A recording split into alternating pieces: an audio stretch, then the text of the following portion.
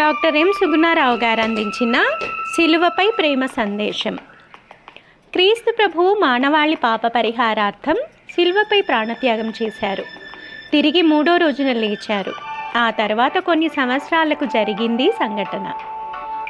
సిలువల తయారీకి కట్టె తేవడానికి అడవిలోకి వెళ్ళాడో వ్యక్తి. ఒక చెట్టును కొట్టడానికి వంగగానే అతడి వీపు మీద నీటి చుక్కలు పడ్డాయి. తలెత్తి కన్నీరు కారుస్తున్న చెట్టును చూసి అతడు ఆశ్చర్యపోయాడు. ఆ చెట్టు దుఃఖిస్తూనే, ఈ అడవిలోని ప్రతి చెట్టు ఒక సిలువనిచ్చిందే, కానీ మీరు ఒక్క క్రీస్తును కూడా ఇవ్వలేకపోయారు అంది. నిజమే, ముఖం మీద ఉమ్మి, తలపై ముళ్ళ కిరీటం పెట్టి, కొరడాలతో హింసించి, కాళ్ళు చేతులకు మేకులు కొట్టి సిలువపై వేలాడదీసిన వారిని సైతం క్రీస్తు ప్రభువు మన్నించారు.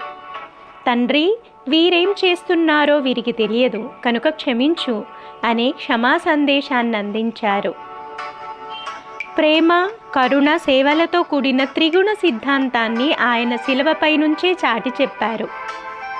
క్రీస్తు పుట్టినప్పుడు చూడటానికి వచ్చిన క్యాస్పార్, మెల్కియోల్, బాల్జర్ అనే 3 జ్ఞానులు 3 కానుకలను బహూకరించారు. అవి బంగారం, సాంబ్రాణి, బోళం. క్రీస్తు ప్రస్తావించిన సమత, మమత, మానవత నిండిన పరలోక రాజ్యానికి చిహ్నం బంగారం. సాంబ్రాణి ఆయన పరిశుద్ధత్వానికి గుర్తు. ఇక బోళం క్రీస్తు ప్రభువు మరణం గురించి ముందుగానే రాసిన విషయాన్ని గుర్తు చేస్తుంది.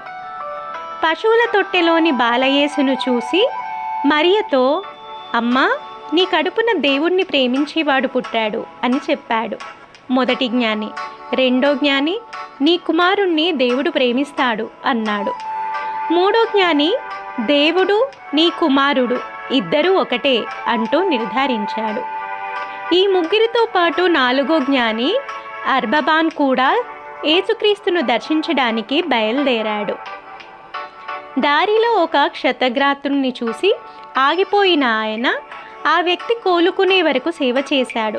తర్వాత క్రీస్తును దర్శించడానికి వెళ్ళగా అప్పటికే వారు ఆ గ్రామాన్ని విడిచిపెట్టారు. ఆ తర్వాత కూడా క్రీస్తును సందర్శించాలనే ఏ ప్రయత్నము ఆయనకు సఫలం కాలేదు. నిస్సహాయులకు, అనాథలకు, దుఃఖితులకు సేవ చేస్తూనే జీవితమంతా గడిపాడు.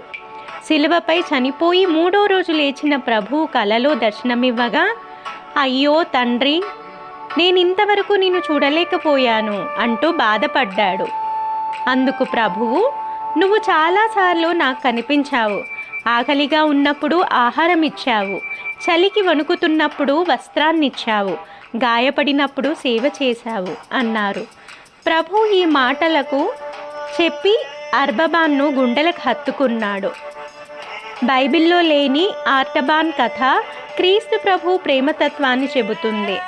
ప్రభు చాటి చెప్పిన కరుణ, సేవ, మానవీయతలను మన కళ్ళ ముందు సాక్షాత్కరింపజేస్తుంది. అలా శిలువపై నుంచి క్రీస్తు విశ్వ మానవాళికి తన ప్రేమ సందేశాన్ని బోధపరిచారు.